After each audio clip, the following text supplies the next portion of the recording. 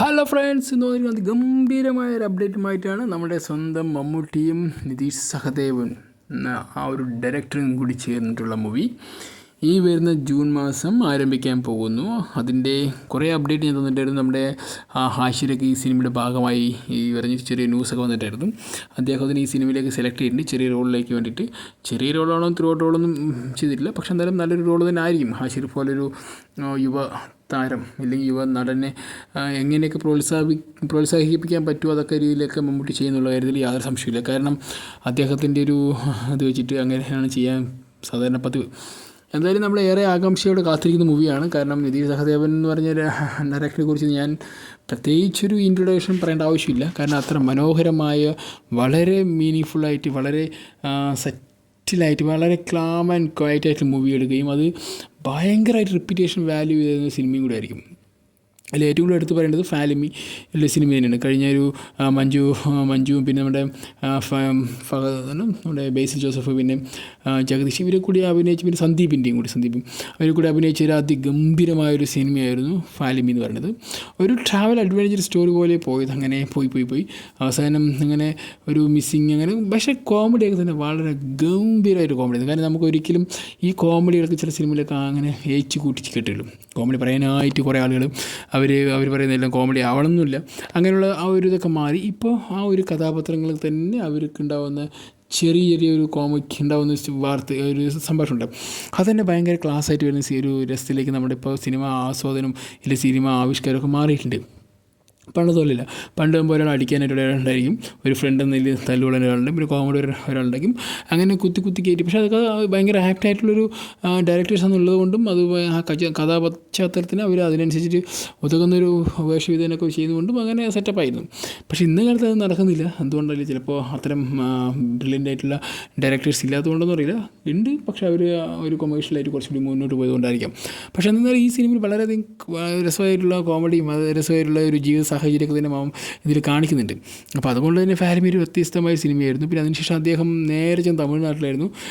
തമിഴ്നാട്ടിൽ നിന്ന് ഫീൽഡ് ഔട്ടായി കിടക്കുന്ന ഒരു വ്യക്തിയായിരുന്നു ജീവ.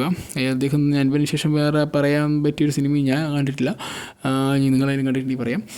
അപ്പോൾ അങ്ങനെയുള്ള സിനിമയൊന്നും അദ്ദേഹം ചെയ്യാണ്ട് മാറിപ്പോയിക്കൊണ്ടിരിക്കണം. പക്ഷേ അങ്ങേരെ കൊണ്ടുപോകുന്ന TT എന്ന് പറഞ്ഞ സിനിമയുണ്ടല്ലോ, TTന് തലവർ തമ്പി തലൈവേഗർ എന്തോ അങ്ങനെ ഒരു സംഭവമാണ്. ആ ഒരു മൂവിയിൽ വന്നു. അതിന് ശേഷം വലിയൊരു കമ്പാക്ക് കൊടുത്തു. കാരണം കമ്പാക്ക് കൊടുക്കാനുള്ള മെയിൻ കാരണം അത് വിജയ് എന്ന വ്യക്തിയുടെ ഒരു മൂവിയുടെ അഭാവം തന്നെയാണ്. കാരണം ജനനായകൻ വരും എന്ന് പറഞ്ഞിട്ട് അവസാനം സിനിമ റിലീസ് ചെയ്യാനൊന്നും അനുവദിച്ചില്ല. പിന്നെ അത് കുറേ സെൻസർ ഇഷ്യൂ, പിന്നെ മറ്റേ മറിച്ച് ഇഷ്യൂ ആയിട്ട് അവസാനം അദ്ദേഹത്തിൻ്റെ സിനിമ ഇതുവരെയും റിലീസ് ചെയ്തിട്ടില്ല. ജനനായകൻ അങ്ങനെ ഒരു അവസ്ഥ.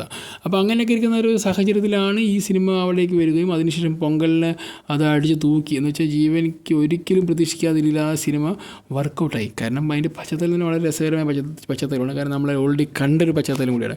ഇപ്പോൾ ജാനമൻ സിനിമയിൽ കണ്ടിട്ടുണ്ടാവുമല്ലോ, നമ്മളൊരു അപ്പുറത്തൊരു വീട്ടിൽ ബർത്ത്ഡേയും ഇപ്പുറത്തൊരു വീട്ടിൽ മരണവും സംഭവിക്കുന്നു.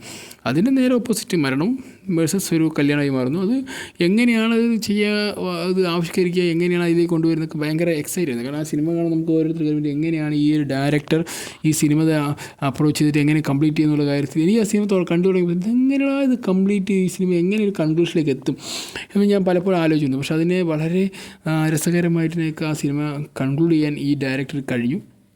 അതിന് യാതൊരുവിധ പ്രശ്നമില്ലാതെ തന്നെ ആ പറയുന്ന രീതിയിലേക്ക് നമ്മുടെ ജീവ ആടി തിമിർത്തു എന്ന് പറയില്ലേ, ആ രീതിയിലേക്ക് ആ സിനിമ കൊണ്ടെത്തിച്ചു. അദ്ദേഹത്തിൻ്റെ ഒരു വല്ലാത്തൊരു അഭിനയം കൂടിയാണ് ഈ സിനിമ. കാരണം ഇതുവരെ ജീവ എന്ന വ്യക്തി ഇങ്ങനെ ഒരു ക്യാരക്ടർ ഇതുപോലൊരു സോഷ്യൽ കമ്മിറ്റഡ് ആയിട്ടോ ഇല്ലെങ്കിൽ സോഷ്യലായിട്ട് ഇങ്ങനെ ഒരു സിനിമ അദ്ദേഹം ചെയ്തില്ല. ബാക്കിയൊക്കെ തന്നെ മാസ് മസാല വരുന്ന സിനിമ ആണെങ്കിൽ പോലും ഇങ്ങനെയൊരു സിനിമ അദ്ദേഹത്തിൻ്റെ ലൈഫിൽ ആദ്യമായിട്ടായിരിക്കും. പക്ഷേ അത് വളരെ ചെറിയൊരു ബഡ്ജറ്റിലും പക്ഷേ പാട്ട് അങ്ങോട്ട് തൂക്കി പറഞ്ഞാൽ ആടിത്തൂക്കി. പക്ഷെ ഇവിടെ പറഞ്ഞു വരുന്നത് മമ്മൂട്ടിയും ഇവരും കൂടി ഒന്നിക്കുമ്പോൾ എന്താണ് ഉദ്ദേശിക്കുന്നത്, കാരണം ഇത് എങ്ങനെയാണ് ഇതിൻ്റെ പരിപാടി ഒന്നും ഒരു ഐഡിയ മനുഷ്യർക്കില്ല. കാരണം ആൾ ഇത് കോമഡി ആയിട്ട് കൊണ്ടുപോകുമോ അതോ ഇനി ഇദ്ദേഹത്തിൻ്റെ ഏതെങ്കിലും അടുത്ത ജോണർ പിടിക്കാനാണോ പരിപാടി. കാരണം ഇത് ഒരു കോമഡി പ്ലസ് ഒരു റിയാലിറ്റിയാണ് ഈ അദ്ദേഹം ഉദ്ദേശിക്കുന്നത്.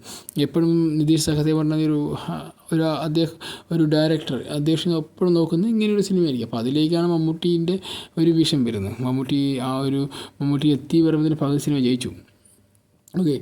അപ്പോൾ എന്തായാലും അതേ ഒരു വലിയ സംഭവമാണ്. കാരണം ഇത് മമ്മൂട്ടിക്ക് ഇഷ്ടപ്പെട്ടു എന്ന് പറയുമ്പോൾ തന്നെ സിനിമയിൽ പകുതി വിജയിച്ചു എന്നാണ് ഞാൻ മനസ്സിലാക്കുന്നത്. അത്ര മനോഹരമായിട്ടായിരിക്കും ആ സിനിമ എടുക്കാൻ ചിലപ്പോൾ അദ്ദേഹം ഉദ്ദേശിക്കുന്നത്. അദ്ദേഹത്തിൻ്റെ ഒരു ഡയറക്റ്റ് ബ്രില്യൻസ് നമുക്ക് ഏറെക്കുറെ 2 സിനിമകൾ നമുക്ക് കണ്ടതാണ്.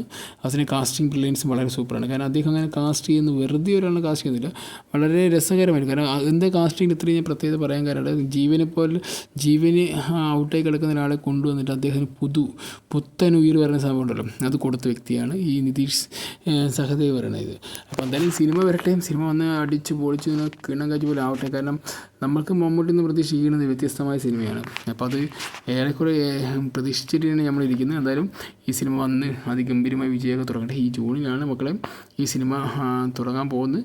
അപ്പോൾ അതിനു മുമ്പായിട്ട് കാസ്റ്റിംഗ് കുറേ കംപ്ലീറ്റ് ചെയ്യാനുണ്ടെന്നാണ് ഞാൻ മനസ്സിലാക്കുന്നത്. കാരണം ഇപ്പോൾ ഹാഷിറിനൊക്കെ ഇപ്പോൾ ആഡ് ചെയ്തു. ഇനിയിപ്പോൾ അതുപോലെ തന്നെ വേറെ ആരെങ്കിലും പുതുമുഖങ്ങളിലൊക്കെ ആഡ് ചെയ്യുന്നുണ്ടെങ്കിൽ ചെയ്യട്ടെ, അതൊക്കെ നല്ല കാര്യമായിരിക്കും. എന്തായാലും ഈ ഒരു സിനിമ അതിഗംഭീരമായ വിജയങ്ങൾ കൈവരിക്കട്ടെ എന്ന് ഞാനും ആത്മാർത്ഥം ആഗ്രഹിക്കുന്നു. എന്തായാലും അടുത്തൊരു ഹിറ്റും കൂടി നിതീഷ് സഹദേവന് ഉണ്ടാവട്ടെ ഈ മലയാളത്തിൽ, അല്ലേ?